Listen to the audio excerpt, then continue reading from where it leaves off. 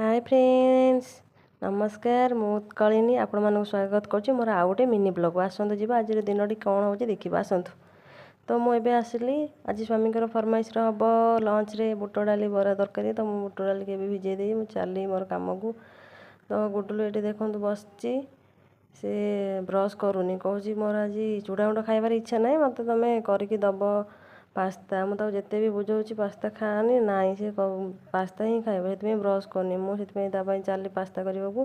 Pasta सेपटे मुझे boil करदे तो ये मु पियाज काटिकी पास्ता करुँची।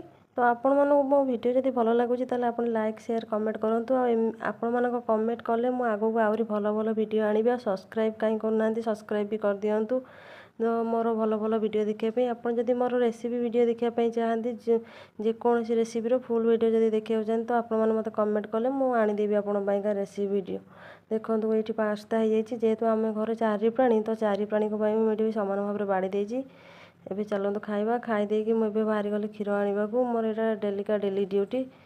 तापर देखु बुट डाली बरा तरकारी हो जाइए लंच रे आम ए सब खाइबू।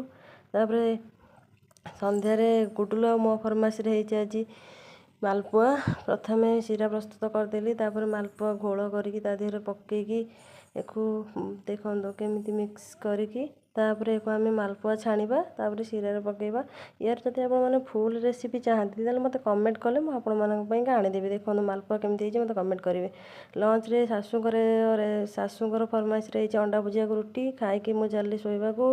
गुडलू भी एवं जीव शोया को। देखो गुडलू कौन कौन आप शुणु माता खाई सैली सब्सक्राइब करी बोली आशा रखिली।